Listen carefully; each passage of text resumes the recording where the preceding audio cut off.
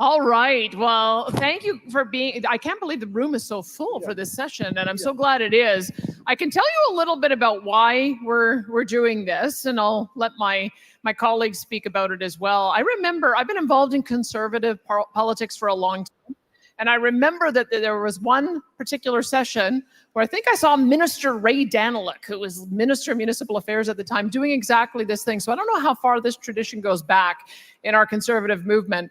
But I wanted you to know before you go into your policy discussions this afternoon that we take seriously the direction that you give us. All of the policy resolutions are drafted as we believe the government should. And so I want you to show what happens when we take that away. We talk with stakeholders and how we're able to move on. And if we can't move on some things, I want you to know some of the things that we discovered that were difficult over the course of doing this. But let me, of course, you know, Mike Ellis is my Deputy Premier and Minister of Public Safety and Emergency Services. Did you want to comment a little bit about what you're hoping to get out of this session? Yeah, I do, Premier. And I just want to thank everybody again for being here today. And I want to thank you. You know, just a few days ago was my 10-year anniversary of first being elected to the legislature. Yeah, and I'm always humbled by the people of Calgary West, and I know there are wonderful people from Calgary West that are in the audience that are here today, and I thank them so very much.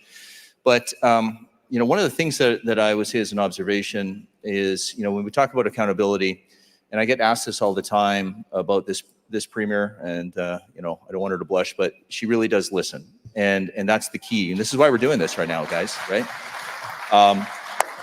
In my 10 years, I never saw something like this sort of accountability session to really sit back and hear not only what you've had to say, and we listened to that yesterday, but also to let everybody know that we have listened to you and that we are moving certain projects forward, because that is what grassroots is all about, and that's what being an Albertan is all about. So thank you to you, and thank you to the Premier for being the great leader. Thank you so much for that, DP. And we've got Joseph Scow, who not only is Tourism and Sport Minister, but he's also our House Leader. So it's his job to see all the pieces of legislation through and to pace it out. And so, Joseph, what are you hoping to get out of things today? Well, I think Mike read from my script. You know, this is one of the first times I think we've ever done something like this. And it's just so commendable that as a government, we always want to make sure that we're accountable to you, and we have a premier who absolutely listens. And it's such an honor to be up here, because if there's something you want from a leader, there's a lot of things you can ask, but I think one of the fundamental principles is someone who will listen to you. In politics, we know we're not always going to get everything we want, but if we're being listened to and being considered, which I've seen this countless times from our premier, you've got the right leader, and I know we do. And you just heard that a couple of moments ago with her speech, and so let's give her another round of applause for her tremendous leadership. You guys are awesome. All right, so I think we're going to put up on the screen each resolution. Is that right, Vida and Emma? We're going to put the resolutions that up on the screen that passed from previous years. We were going to do that. Can someone maybe find it? Because there's a lot to read here. So there is a policy document that I have in front of me. So maybe you can talk to one of my team and you can get it up. And we'll just, we don't want to run out of time. So we'll just get my two companions here to read them out loud, and then we'll tell you what we did with them. So let's start with Mike. We're going to go back to UCP policy resolutions from 2022. You may recall that was the policy meeting that was just weeks after the leadership was over. And so we wanted to go back and let you know what we did with those. So Mike, read out the first resolution that passed that year. You bet, Premier.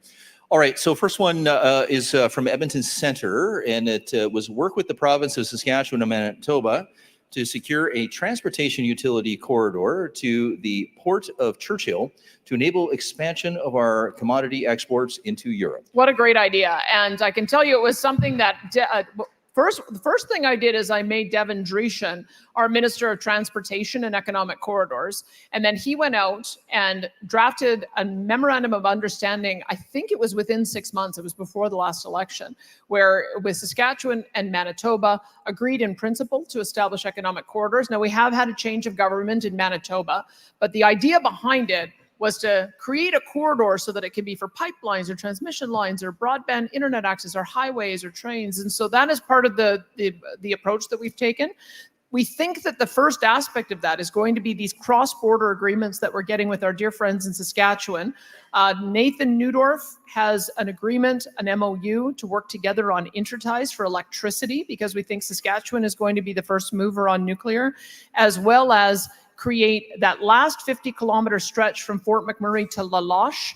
Not only does that give an additional access point going all down through Saskatchewan to a 24-hour commercial border crossing, but it also gives our friends in Fort McMurray another way to egress if there's ever another threat of fire. So that's how we've been acting on it. There's more that we're going to do, because I have a number of our MLAs who go down south and are working on the ports to plane projects. And so that is another entire economic corridor that literally would have us go, I believe, from Texas all the way up to Alaska. So we took your advice, we're working on it, and I just want to thank Devin Dreeshen for his leadership on that.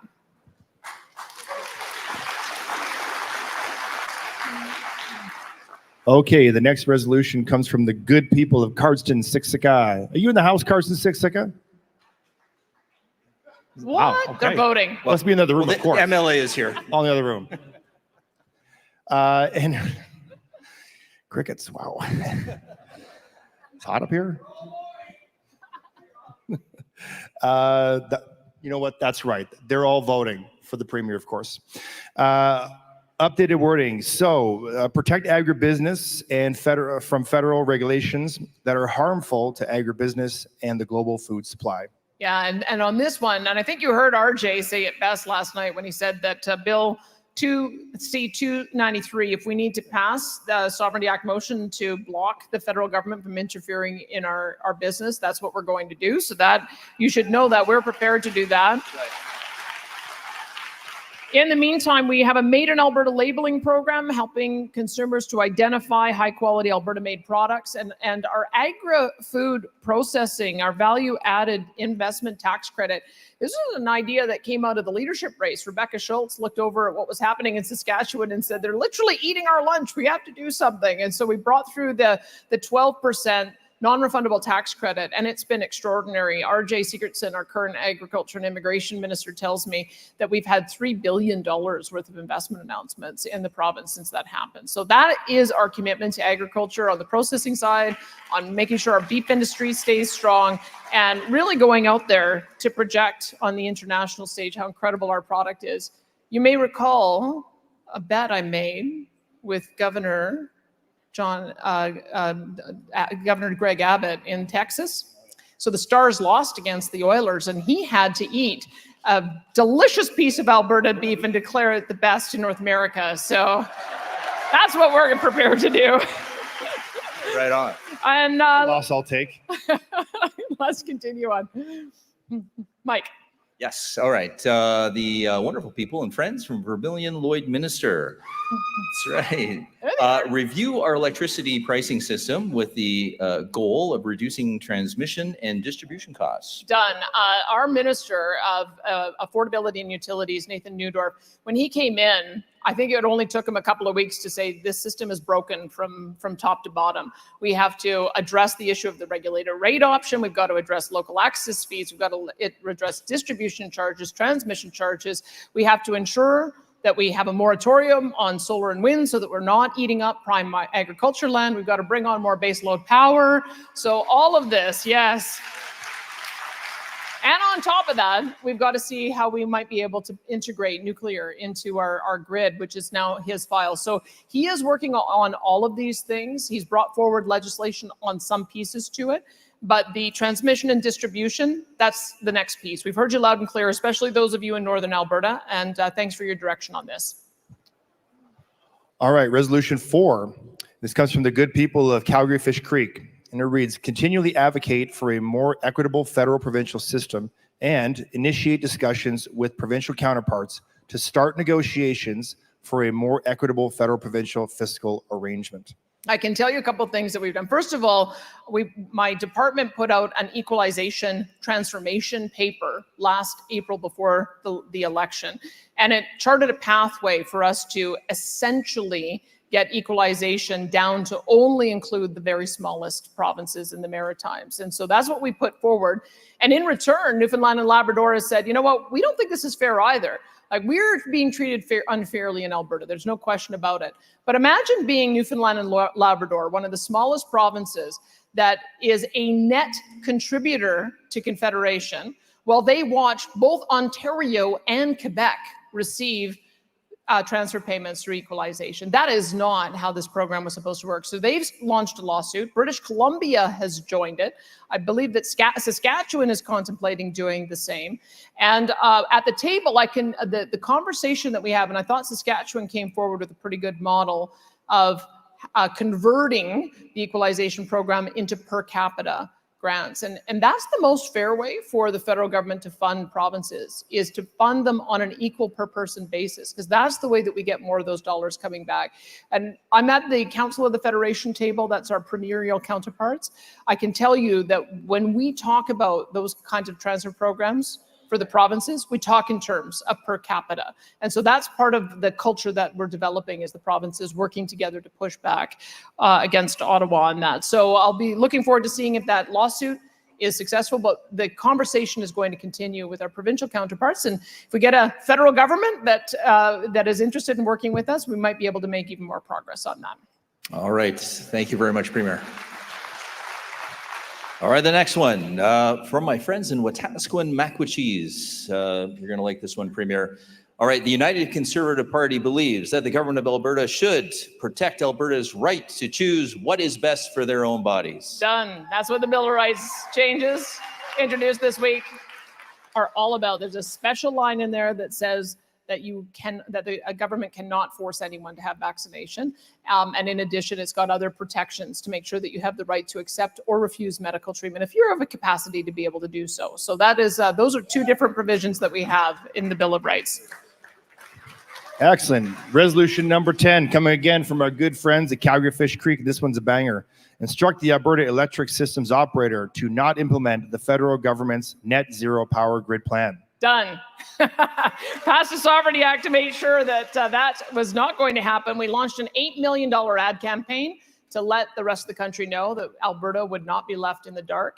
And we were so successful that the Canadian Electricity Advisory Council agreed with us. They said that they cannot implement a 2035 net zero power grid in Alberta or Saskatchewan. So we're making great progress. They're still working on some kind of amendment that they think that will appease us. But the only thing that will appease me is them staying in their own jurisdiction. Electricity is the sole jurisdiction of the provinces, and we're just going to say no.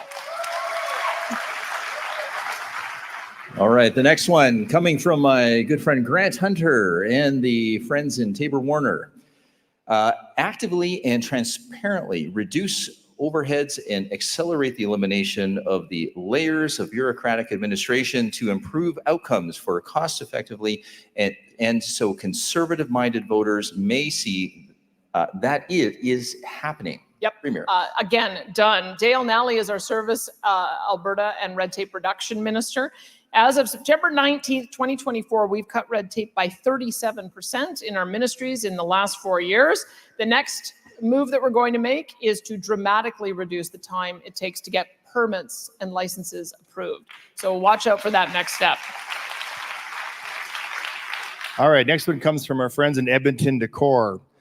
Reads, amend both the Elections Finances and Contributions Disclosure Act and Municipal Authority Act to restrict third-party advertising funding to the rules for people running for provincial office, and introduce rules for third-party advertising funding for people running for municipal office in Alberta.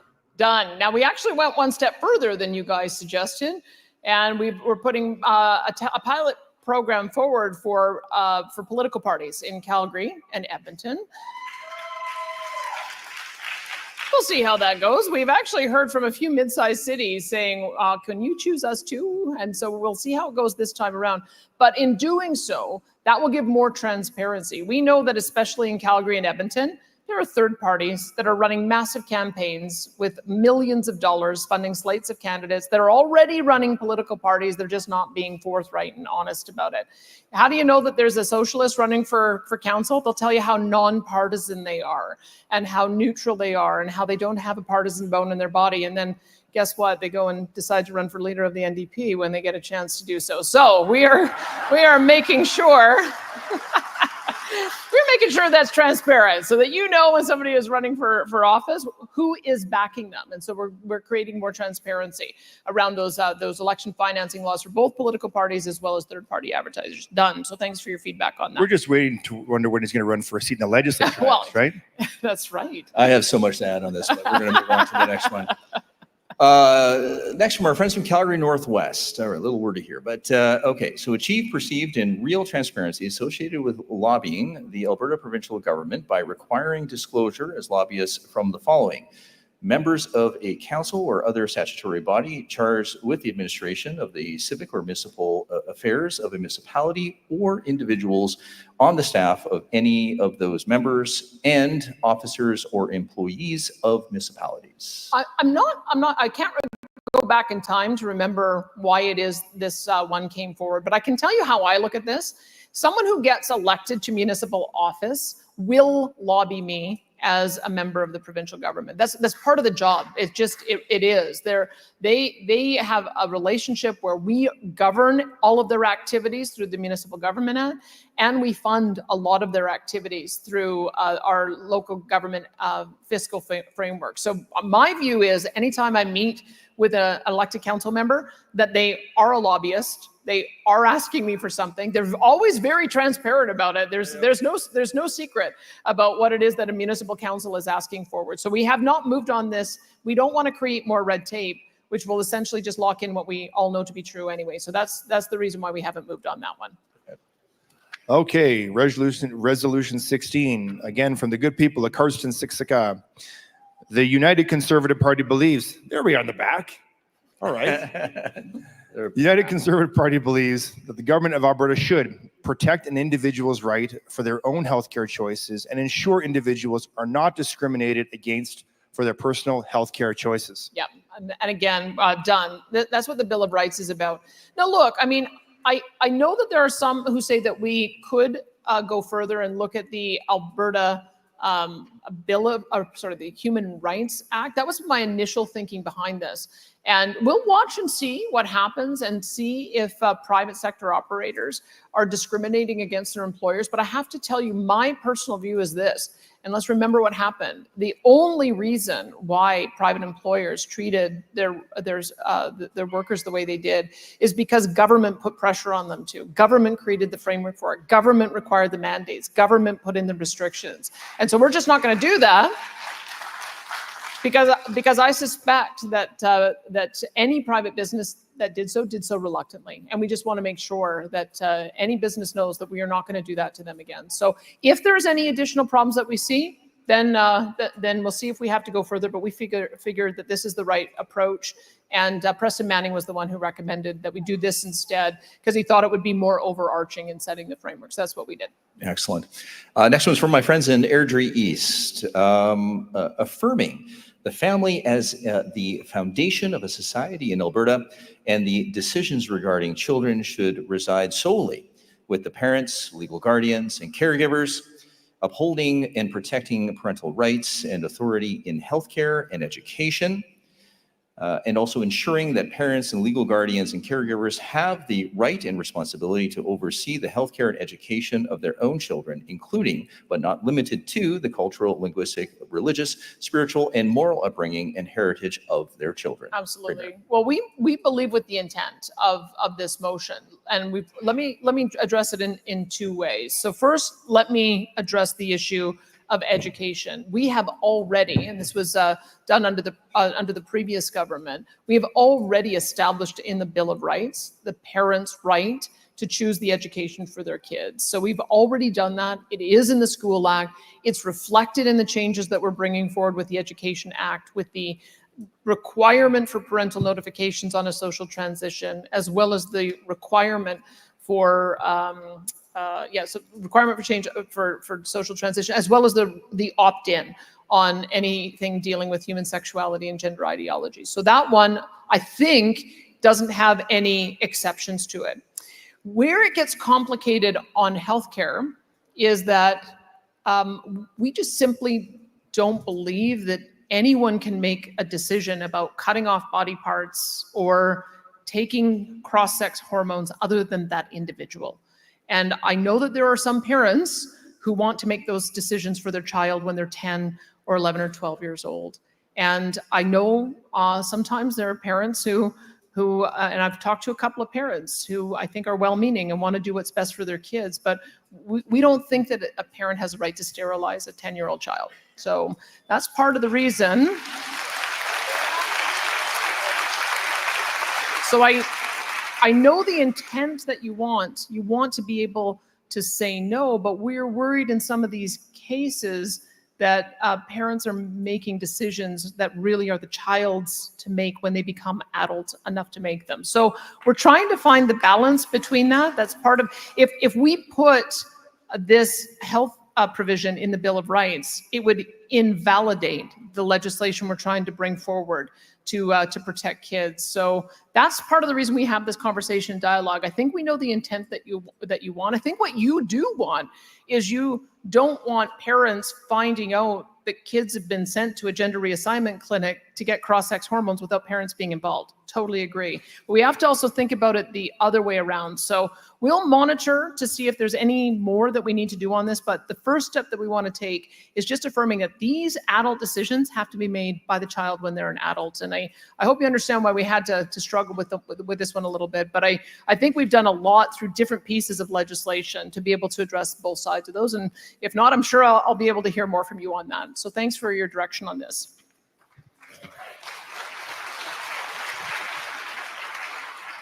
Thank you, Premier. On to Resolution 20 from Calgary-Klein, a constituency we will take back in 27 for sure. And it reads, establish statute requirements for consultations with stakeholders and the public before enacting significant legislation. Now, I kind of wish I could go back in history and remember where this one came from, because I can tell you in my 20 plus town halls I did over the summer, I actually got the exact opposite feedback from members. Our members were saying, why haven't you done everything that we passed at the resolution at the policy conferences yet? And my answer was always, we have to do broad-based stakeholder consultation. I mean, in the case of the bills that we introduced a couple of days ago, I know that, for instance, Tanya Furr had multiple roundtables talking with 51 different groups and members of the LGBT plus community. I know that actually, Joseph, you should talk about all the consultation that you did on tourism and sport and the changes that you were making, because you had to talk to a whole pile of different groups.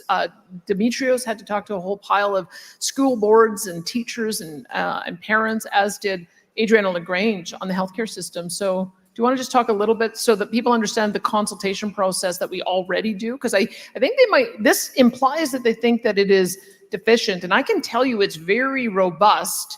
And if we put it into statutory regulation, it would just slow our agenda down even further. And so I'm just trying to gauge where the membership might be at today, because I just am not getting the feeling that you guys think that we're moving too fast. I'm thinking that you think that the consultation process is already slowing things down. But do you want to talk a little bit about what you did for yours?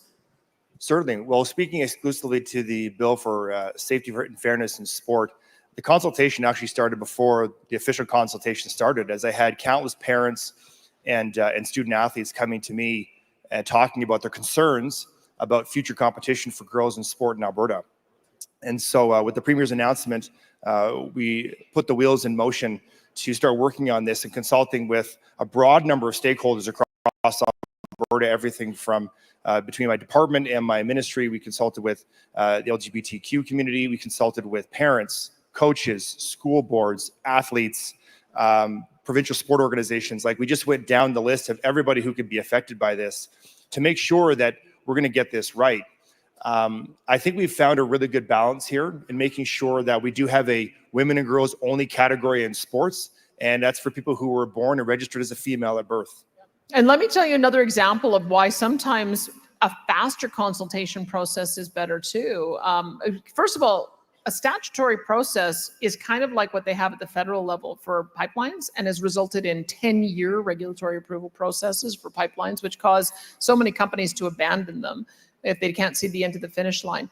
But I would put forward an example of one of the most effective consultations that we did that was done in lightning speed. And it was on the issue of banning cell phone use in classrooms. Demetrios put that out to online, to teachers, to parents. We got 68,000 responses in 4 weeks, and it was overwhelming. Go ahead and do this. So again, I remain open-minded when you guys give us this kind of direction. There's obviously some problem that you think we're trying to solve. I think we've addressed it by being robust where we need to, but also acting quickly where we think we need to. So I hope that that satisfies the intent of what you wanted us to do here. And that's it for 2022. We still have 35 minutes left to get through 2023. So let's hit it. Yeah, that's amazing. Let's give a round of applause for the work done by the government for 2022 and those resolutions. Members in 2022. Thank you. Because it really is about listening to you, and that's what this is about, and letting you know the work that we've been doing as a government and certainly as a caucus. So congratulations to everybody involved. So as the Premier indicated, we'll go to 2023. So the first one here from Calgary Edgemont. The United Conservative Party believes that the government of Alberta should defend Alberta's economy and autonomy by opposing all attempts by the federal government to impose net zero by 2035. See, look at you guys. This was our 2 years in a row you gave us this guidance, and we followed it. I've already answered this question, done, and we just simply are not going to implement the federal clean electricity regs. Next.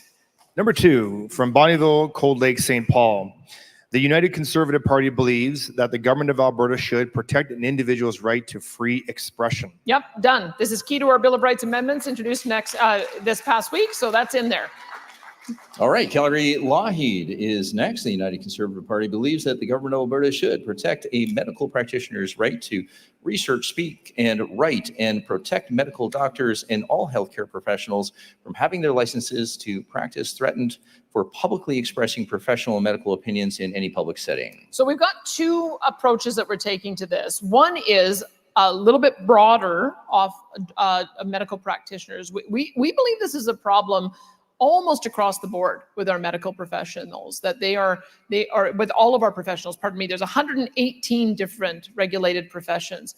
And I think Dr. Jordan Peterson provides the prime example. He puts mean tweets online and all of a sudden he's being sent for re-education, which is absolutely absurd. We've seen similar problems in law societies. We've seen similar problems as well with the College of Physicians and Surgeons. So we are doing a full review to make sure that they are not straying in to limiting the rights to free speech, freedom, and freedom of expression of their members. That's one part. The second part is I asked Dr. Gary Davidson to lead, I call it the red team, sort of a team of doctors to look at our COVID response and to give us some advice about what we needed to do. And he has written me a 300-page report with a very, very long section on the College of Physicians and Surgeons and what needs to be done to restore the doctor-patient relationship and restore the freedom of physicians to prescribe. So we're just going through that. You can talk to Dr. Gary. I think he's here. I think I've seen him, but we are just going through putting the finishing touches on that report. It will be released, and then we will have more to say about how we're going to act on it. But that's also a vitally important freedom that we've heard from the medical profession and also from you as patients that you want us to address. So that one's coming. All right, back to Bonnyville, Cold Lake, St. Paul. United Conservative Party believes that the government of Alberta should protect an individual's right to informed consent decisions regarding their own body. Done. Yeah, that was in the Bill of Rights last week. And there's an issue in there. I just want you to know, because I know that there is some question about capacity. And the reason we put that in there, to be able to give informed consent, you have to be of sound mind. And there are a couple of instances where I just want you to know why we put capacity in there.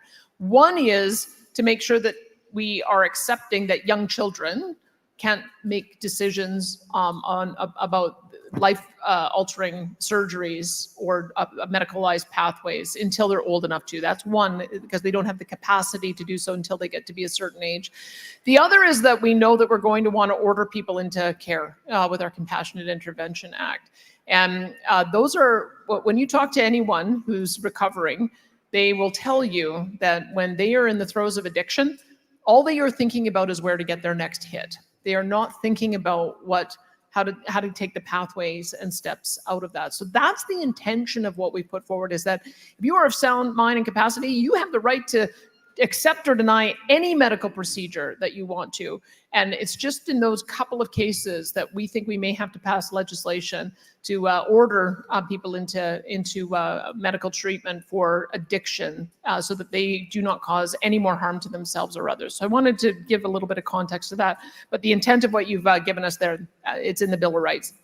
Premier, do you mind if I just speak and supplement to you a little bit about this? I do speak across Canada on this particular issue, as I was the former Minister of Mental Health and Addictions and one of the architects behind the recovery-oriented system of care. I want everybody to understand that addiction itself is a neurobiological illness that requires medical attention. And that is kind of the genesis behind the Compassionate Care Act that we're going to be eventually putting forward. And to understand that, when somebody's overdosing, 4 or 5 times a day, there's an argument to be made that they are posing a danger to themselves, and that we need to intervene as a compassionate society to get them the help that they need.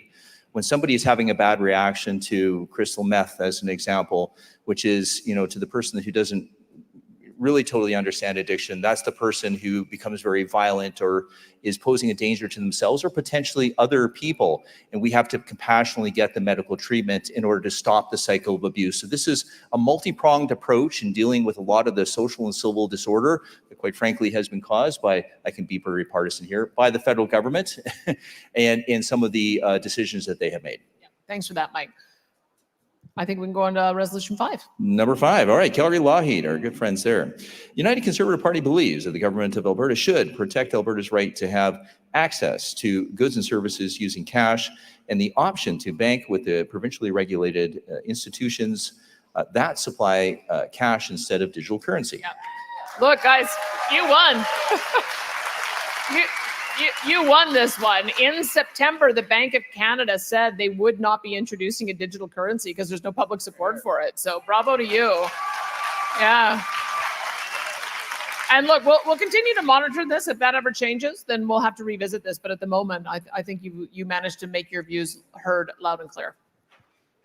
All right, number 6 from Innisfil, Sylvan Lake. The United Conservative Party believes that the government of Alberta should ban post-secondary institutions from the use of race as a factor in any admissions programs or procedure.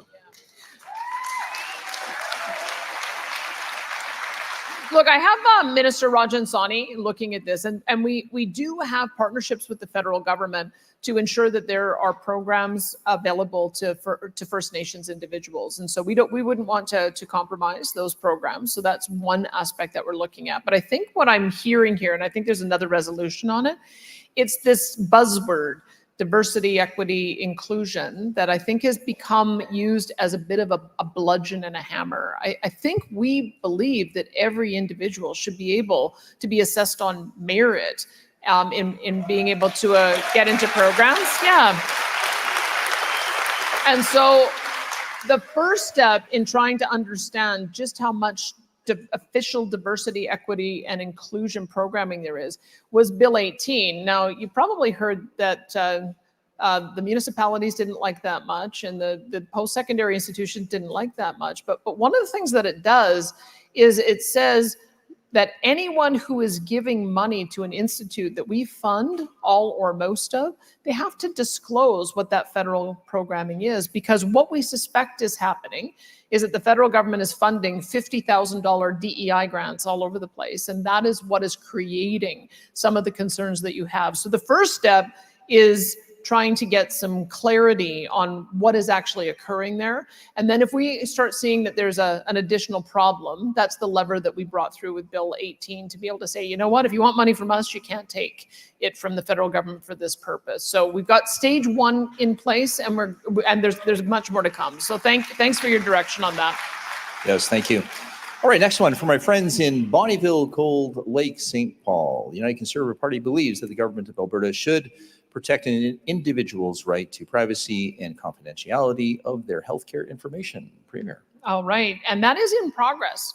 One of the things that we discovered, much to our surprise, is that Alberta Health Services appears to have a monopoly on data and who is able to access that. And the number one thing should be that you own your data. You are the ones who should know what your medical record says.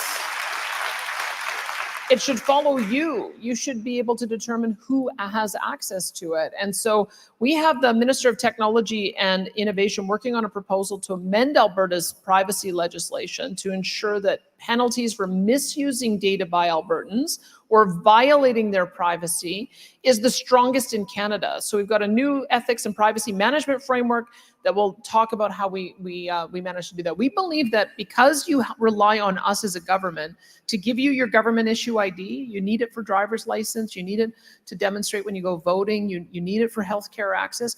Because we provide that to you, we're a custodian of it, but it's your data and we shouldn't be allowing anybody to have access to that. So that is more legislation coming forward in the fall, and I hope to get your feedback on that when it is introduced.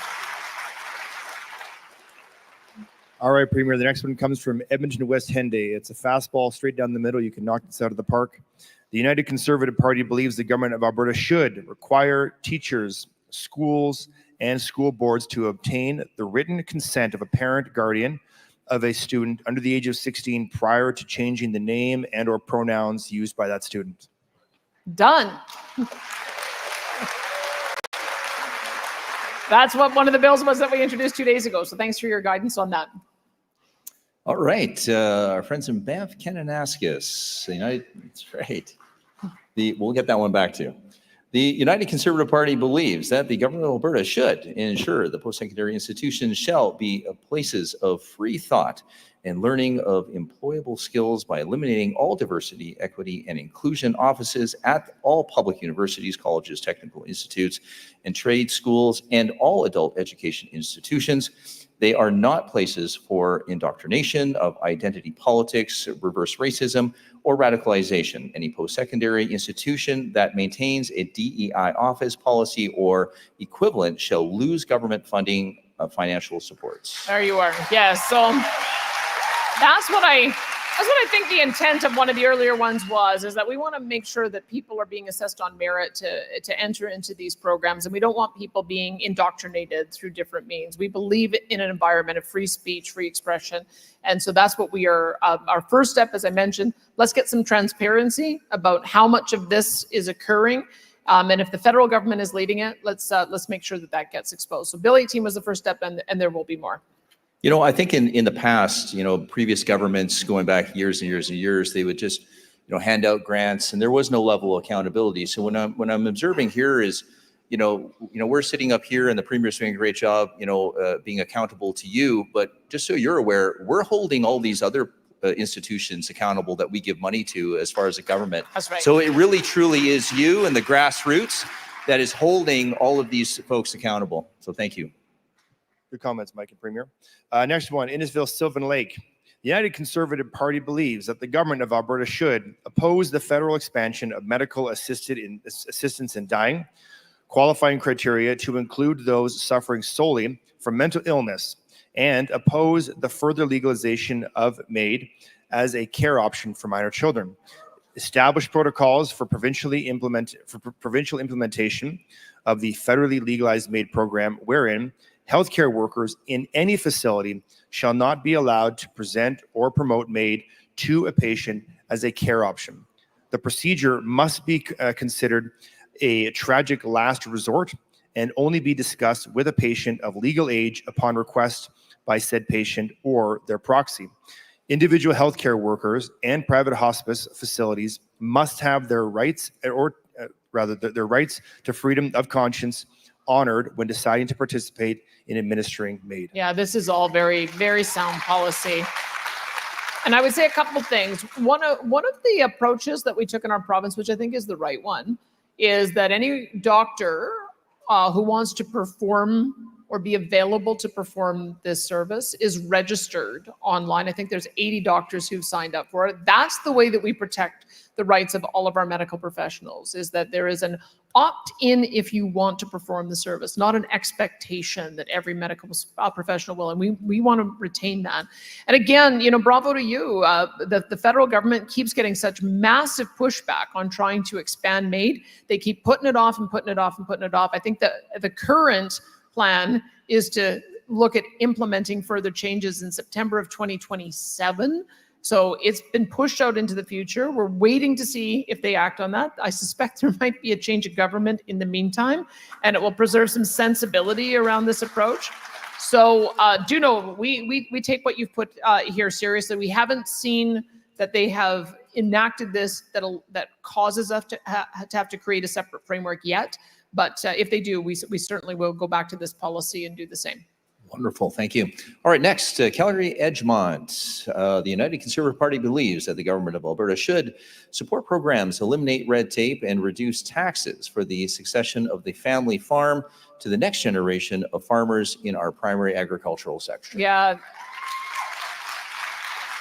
I think the federal government has gone in the wrong direction in making it even more difficult to pass on a property with the changes to the capital gains exemption rate. I haven't talked with RJ about how that impacts the family farm, but if I remember, especially because family farms are getting such high value in this province, especially, being able to have a certain percentage of it or a higher threshold of transfer before those taxes apply. That was something I used to lobby on when I was at the Canadian Federation of Independent Business.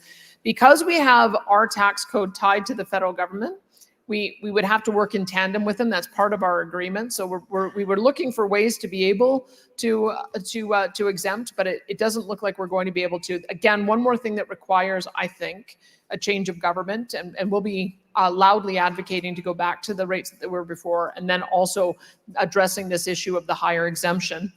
In the meantime, we support the feeder program, which will allow people to access lower interest rates for feed for livestock. We extended the number of contacts and increased the individual loan limit. We've got eligible corporations that can have the agri-food processing tax credit, which, as I mentioned, was the 12% non-refundable on at least $10 million in a project to build or expand a value-added food or processing facility in Alberta. It's going incredibly well. We also increased lending for the Next Generation Loan Program, which then leads to ag success and opens up opportunities for next generations. And then we increased the lending limit for Agricultural Financial Services Corporation. So we're doing what we can within our jurisdiction, but we know that if we have a federal government that we can work with, we'll be able to do so much more. Wonderful. Resolution 12 comes from Innisfil, Sylvan Lake, and it reads, the United Conservative Party believes that the government of Alberta should prohibit any land use or development planning initiatives that would restrict movement of residents as per Section 6 of the Canadian Charter of Rights and Freedoms. Yeah. So thanks for this one. I'm not aware of any jurisdiction in Alberta that is currently doing this. That said, I know, and I've read the stories too, of a particular community in the UK that was charging punitive taxes for people leaving their community.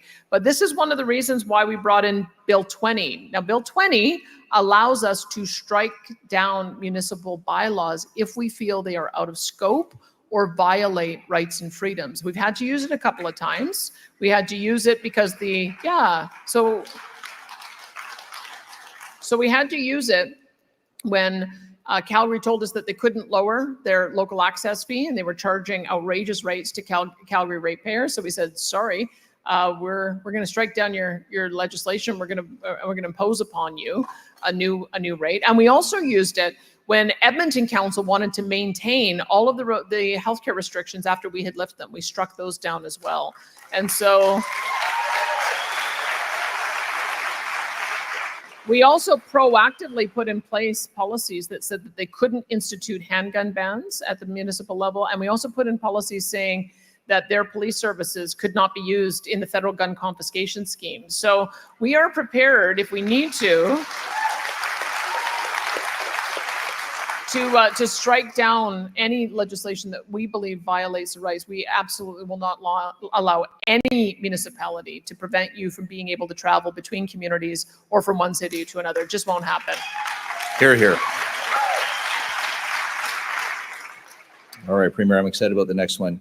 All right, the United Conservative Party believes, this is what Banff Kananaskis believes, yes, our friends at Banff Kananaskis, prevent concerns about electoral fraud in the Alberta's elections by, at minimum, banning except by plebiscite all use of any and all electronic machines for tabulations, for counting of ballots, or any provincial election.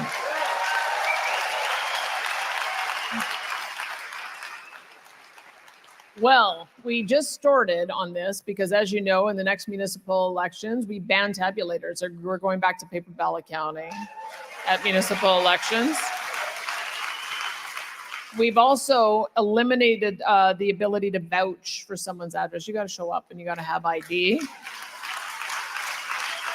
And we had to get our new electoral officer in place. It took a couple of rounds to do that. I believe it has now been announced. And so we are now going to engage in a process to do the same at the provincial level. I think that we have seen that the vote anywhere machines have not increased the speed with which elections are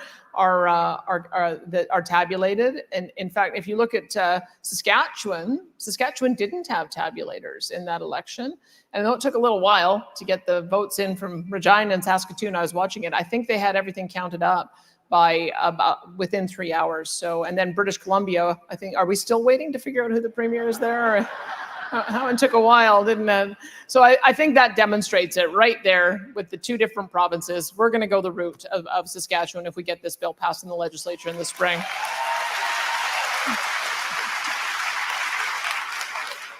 Okay, the next one comes from Rimbey Rocky Mountain House Sundry, and it says the United Conservative Party believes that the government of Alberta should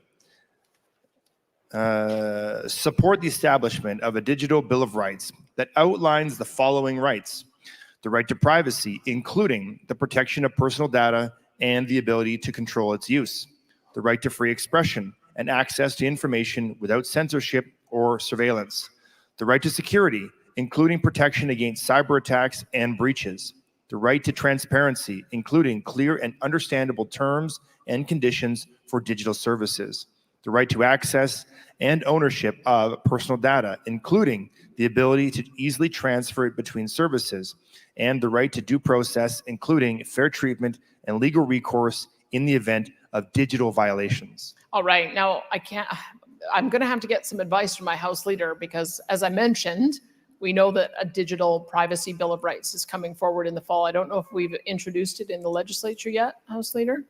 No, has not been introduced yet. Well, all Big I can week say, next week. since Big I week. can't tell you what is in the content of a bill, all I can tell you is that I know that Minister Nate Glubish had a very close look at all of these provisions in drafting the data privacy law, and you will be able to see what it looks like in before the end of this session. Remember, we end somewhere around the last week of November or the first week of December, and so you'll be able to see that in the coming weeks. But all of these principles are ones that we want to build into our new approach for protecting your privacy.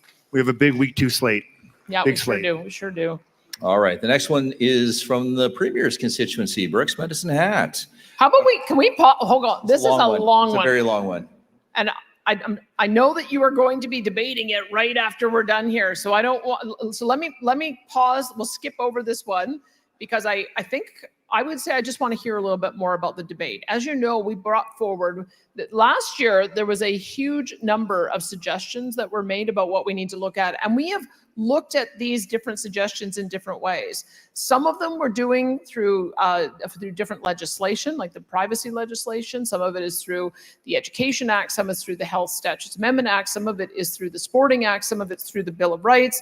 Some of it is going to require other standalone pieces of legislation. And so I would just say that not everything needs to be done through one mechanism of statute, but I don't want to prejudge how your debate is going, because I know that there's going to be, I think, a full half hour devoted to assessing this motion from last year and then looking at it for this year. So why don't we leave it at that and we'll move on to the next one. We'll do the next one here from Calgary Lougheed. All right. So the United Conservative Party believes that the government of Alberta should enshrine the doctor-patient relationship by protecting Alberta physicians from undue third-party interference, to neither compel physicians to prescribe treatments nor prohibit them from prescribing treatments, and to include the right of physicians to prescribe off-label medications using their best discretion with the informed consent of the patient. Premier. Sounds like you guys have read Dr. Gary Davidson's report to me. So these are the kind of things that he has counseled. If you want to talk to him, one of the things that he has said is that The normal practice is that when a drug is approved for use by Health Canada, then doctors have the judgment to be able to determine if they want to use it for other treatments. And I think I've been told that as many as 75% of approved drugs have been used off-label, and no one ever used to interfere with that in the past.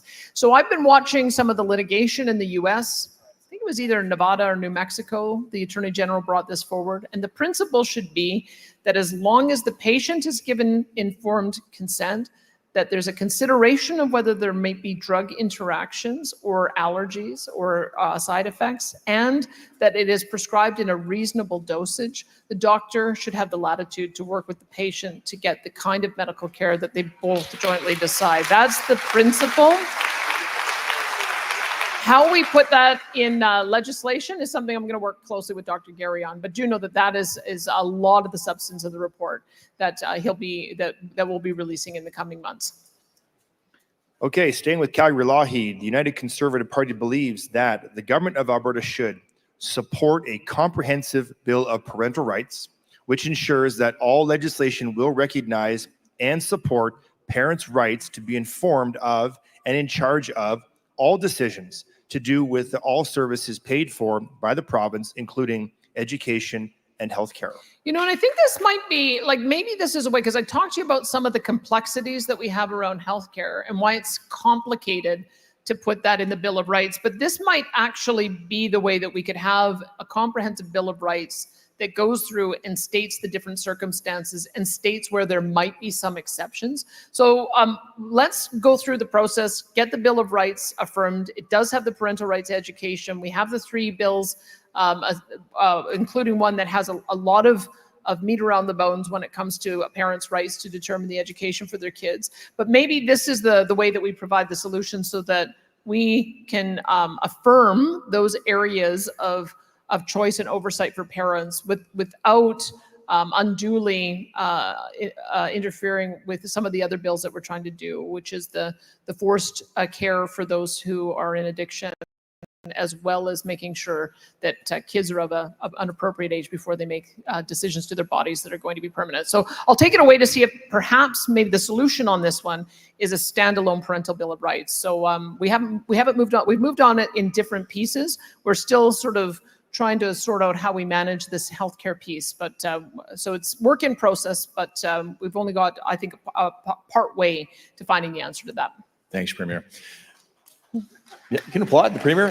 This is what common sense conservatism is all about, right? We hear that from Pierre Poilievre, and we certainly hear that from the Premier. So certainly appreciate those comments. We'll next go to Calgary-Edgemont. The United Conservative Party believes that the government of Alberta should encourage increased nitrogen production in our petrochemical sector to reduce the costs and improve the availability of fertilizer for Alberta farmers. 100%. We are working on this, you bet. And we have a whole strategy around developing ammonia, not only so that it's available for us to use, but then also available for export. Japan, South Korea, and India are interested in getting ammonia so that they can do dual fuel combustion in their coal plants to reduce emissions. So we'll make sure that our farmers have what they need here first. Okay, back to Calgary-Lougheed. The United Conservative Party believes that the government of Alberta should ensure that teachers, schools, school boards, and third parties providing services to kindergarten to grade 12 do not provide access to materials of a sexual, racist, or abusive nature, including but not limited to books, handouts, online materials, and live events that are not part of the Alberta Program of Studies. Yep, and I should say, yeah, thanks for this. I should have mentioned that is part of the legislation that we brought forward 2 days ago, is all third-party materials have to be assessed by the Ministry of Education to make sure that they are age appropriate. And so that's the process that we will be going through as we implement that policy. All right, next up, our friends from Banff Kananaskis again. All right. The United Conservative Party believes that the government of Alberta should not support the establishment of a solar farms in areas of the Agricultural Canada Land Inventory Classes 1, 2, or 3 soils. Well, we took the approach of, for both solar farms and wind farms, that it's agriculture first, and agriculture, prime agriculture land has to be the principal use on those high value lands. There are some exceptions that can be made if there's a way of having them coexist, and in some cases that may be the case with agrivoltaics. It's sort of a new emerging area, or grazing that can take place along with solar. But we're also working right now on setback areas, so that, especially for wind turbines, because we've already done a setback area 35 kilometers from our pristine mountain viewscapes, but we also have to develop a reasonable setback area from an individual's private residence, so that a person who chooses to have wind turbines on their property does not impact their neighbor's ability to spray or enjoy their property. So that's part and parcel of the full review that we did. So thanks for your guidance on that. We agree. We've got to take an agriculture first approach on those installations. Excellent. Next one comes from Edmonton, West Henday, and it reads, the United Conservative Party believes that the government of Alberta should end provincial funding for supervised consumption sites.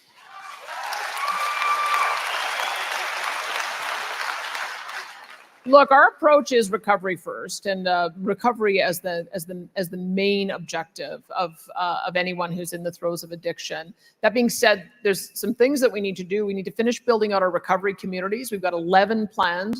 There are already 3 that are up and running. I think another 2 will be open in the next couple of months. We've got 5 that we're doing, 4 on First Nations, 1 with Métis communities. We also have the Compassionate Intervention Act that we will be doing that requires specialized facilities so that we can hold individuals for treatment for up to, I think, 90 days is what we're consulting on right now. And once we have those in place, then we'll be able to have this conversation about what do we do with the existing consumption sites. In Red Deer, we are the furthest along. We have therapeutic living units in the corrections facility. We have a recovery community that is up and running with 75 beds and has been for a year. We have a supportive council in Red Deer who said that we want to try a different approach. And so Dan Williams, as you heard in the accountability session, the Bear Pit yesterday, talked about the alternative: more detox beds, more mobile paramedic units, more access to virtual opioid dependency program. We asked Calgary to give us the same endorsement. They declined. But we have a few more pieces that we need to put into place to make sure that there is a seamless pathway to recovery. And so we're prepared to act on this, but we want to make sure that we're not leaving anybody without the support that they need to get back into an independent life. Great. Thanks, Premier. All right, back to our friends in Banff, Kananaskis. The United Conservative Party believes that the government of Alberta should work with the provinces of Saskatchewan, Manitoba, Yukon Territories, Northwest Territories, and the states of Alaska and Montana, and all associated First one or more transportation utility corridors to the Hudson Bay, the Mackenzie Delta region, and or Alaska. This resolution amends and replaces the existing policy declaration section 404, transportation to infrastructure.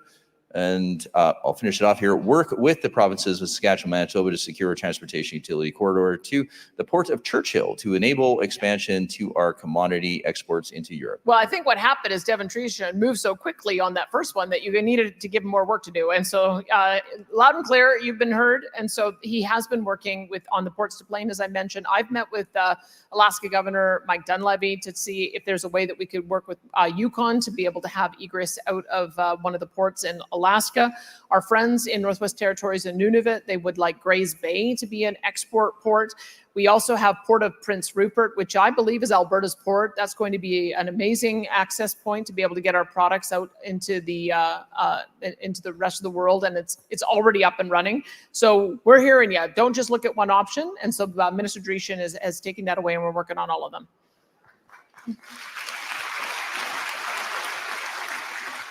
Okay, the next one comes from Calgary, Buffalo, and it reads, the United Conservative Party believes that the government of Alberta should divide the roles and responsibilities of the Minister of Justice position into separate ministries of Attorney General and Solicitor General. Yeah, we did that. So Mickey is our top lawyer and Mike is our top cop. So we've renamed it. We call it Public Safety and Emergency Services, but that's the role that Mike has taken on. So everything to do with policing, RCMP contract, sheriffs, building out our municipal forces, corrections, and emergency services, managing our emergency response falls under him. And then all the litigation that we do is and managing the courts falls under Mickey. So done. Yeah, and I would just say that in Canada, with colleagues across Canada, other provinces are following suit and taking our lead on this. So again, thanks to you, members. Yep, thank you. Calgary Edgemont. The United Conservative Party believes that the government of Alberta, should make Alberta Human Rights Tribunal and all other administrative and regulatory body hearings subject to the same rules of evidence and burden of proof as followed by the courts. The above resolution proposes to add the bolded text. Now, again, I'm not sure I know all of the reasons why this one came forward, but I can tell you we hear the opposite. We hear that that individuals want us to create specialized tribunals so that we have less administrative burden and that they can work faster. In fact, we're hearing that right now with the Surface Rights Board. It was amalgamated, and I don't think it's working so well for landowners in being able to get responses when they've got oil companies that are not paying their leases. So that's the example of a kind of tribunal that we want to work efficiently and effectively to get a decision so that you can get an answer. I don't think we want to bundle that up with a bunch of rules and restrictions that might take 3 or 4 or 10 years to get a response. So I'll take this away to see if there are specific areas where you think that there is a problem with due process. But generally speaking, when we set these tribunals up, it's because the courts aren't working efficiently as a solution because of all of the additional rules and burden, and it creates delay in getting a resolution. So we haven't acted on that, but if anyone wants to come up and tell me where they think we've got big problems, I'd be happy to reconsider that. Okay, next one comes from Calgary Mountain View. The United Conservative Party believes that the government of Alberta should support fair, efficient, open, and competitive consumer and industrial electricity markets and conduct a review to determine market competitiveness and whether there is excess market concentration resulting in high electricity prices, and if so, determine methods to correct the excess market concentration. Yeah, done. You guys were onto this. What we discovered is there was something called economic withholding. And there was reasons for it, justification for it, because what happens is when wind and solar comes on in a flood, it drives the price down to zero. And we know that there's a bunch of producers who can't produce energy at zero because they'll make no money. So they wait until the price rises and then they bid their product in so that they can get paid for it. But what was happening is they were just holding back a little bit too long so that the prices went much higher than they should have. And that's something that Nathan Neudorf identified right away and put a ban, said you can't do economic withholding anymore. And he's changing the way in which electricity is sold, hopefully through a day-ahead market, to make sure that doesn't happen again. So yes, we looked into it, and that one, checkbox. We've already worked on that one.